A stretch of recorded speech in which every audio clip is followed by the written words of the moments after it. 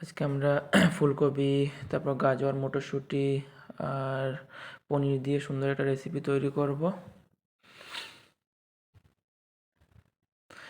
একটা কড়াইতে দিয়ে দিচ্ছি তেল, আর একটা কড়াইতে পনিরটাকে ভেজে নিচ্ছি হালকা লাল হওয়ার জন্য। বেশি ভাজবো না, জাস্ট কালারের জন্য।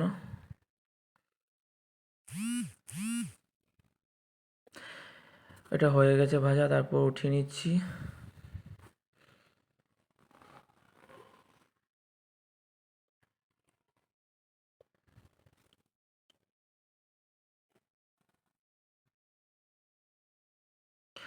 তারপর অন্য একটা কড়াইতে দিয়ে দিলাম পাঁচফোড়ন আর তেজপাতা,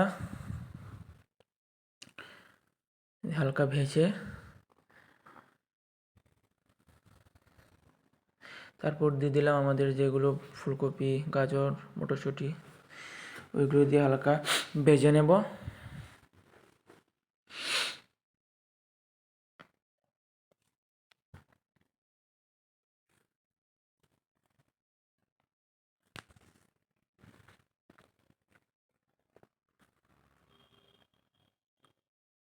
তারপর দিয়ে দেবো হালকা নুন, তারপর হলুদ,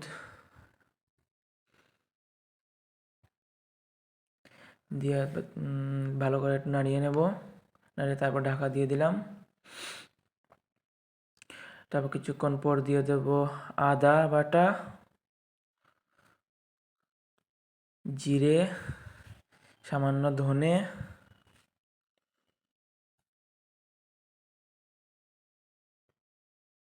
তারপর আবার এটাকে নাড়িয়ে নেব।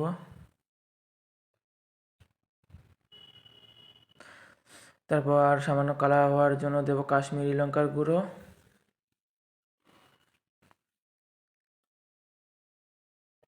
তারপর সেটাকে ভালো করে নাড়িয়ে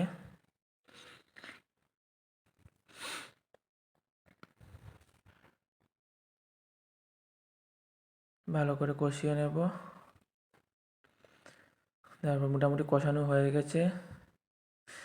তারপর দিয়ে দেবো সামান্য চিনি, তারপর দিয়ে দিলাম পনির, যাতে আমাদের মশলার সাথে ভালো করে মিক্সড হয়ে যায়।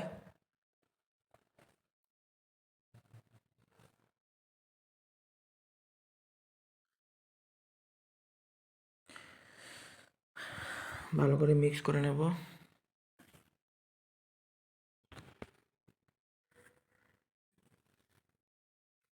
মিক্স হওয়ার পর তারপর একটু সামান্য জল দিয়ে ভালো করে কষিয়ে নেব।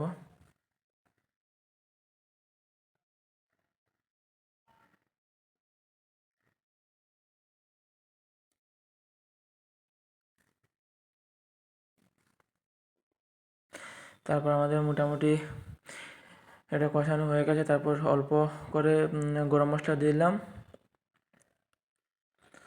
দেখতে পাচ্ছেন আমাদের মোটামুটি এটা তৈরি হয়ে এসছে।